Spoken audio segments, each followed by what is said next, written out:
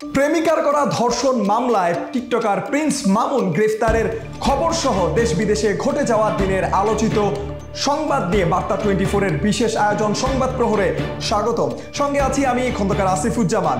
শুরুতেই জানবো সংবাদ শিরোনাম। ভূমি ও গৃহহীন মুক্ত ঘোষণা করা হলো দেশের 58 জেলা ও 464 উপজেলা। মুশুকের সাবেক কমিশনার ওয়াহিদার বিরুদ্ধে দুদকের মামলা। বিমান বিধ্বস্তে মালাউইয়ের ভাইস প্রেসিডেন্ট সহ 10 জন নিহত।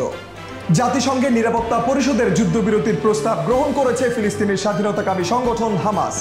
ধর্ষণ অভিযোগে গ্রেফতার টিকটকার মামুন। দর্শক শুনছিলেন শিরোনাম, এবারে জানাবো বিস্তারিত।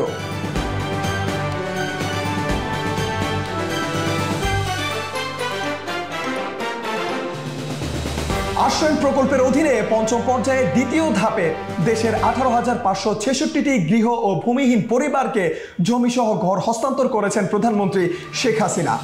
11 জুন বেলা 11টায় গণভবন থেকে ভার্চুয়ালি যুক্ত হয়ে ঈদের উপহারে এসব ঘর হস্তান্তর করেন এবং আরও 70টি উপজেলা এবং 26টি জেলাকে ভূমিহীন ও গৃহহীন মুক্ত ঘোষণা করেন প্রধানমন্ত্রী শেখ হাসিনা। ফলে ভূমিহীন ও গৃহহীন মুক্ত হলো দেশের 58টি জেলা ও 464টি উপজেলা।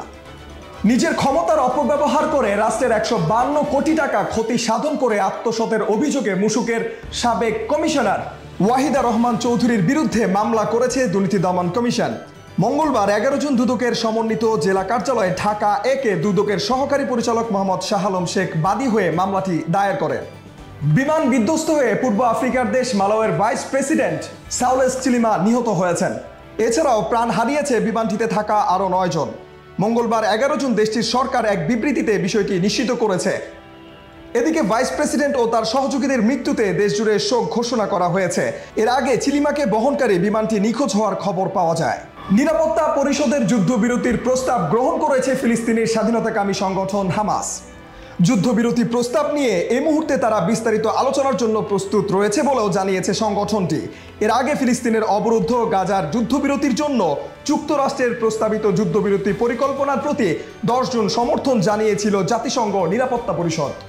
বিয়ের প্রলোভন দেখিয়ে ধর্ষণের অভিযোগে টিকটকার আব্দুল্লাহ আল মামুন ওরফে প্রিন্স মামুনকে সোমবার রাতে কুমিল্লা থেকে আটক করেছে পুলিশ। দীর্ঘদিনের প্রেমিকা লায়লার করা মামলায় মামুনকে নিম্ন আদালতে সোপর্দ করেছে পুলিশ। দিনের আলোচিত দেশ বিদেশের ঘটনা নিয়ে এই ছিল আমাদের সংবাদ প্রহরে আজকের আয়োজন। দর্শক বিদায় নিচ্ছি, সবাই ভালো থাকবেন, সুস্থ থাকবেন, অবশ্যই বার্তা 24 এর সঙ্গেই থাকবেন।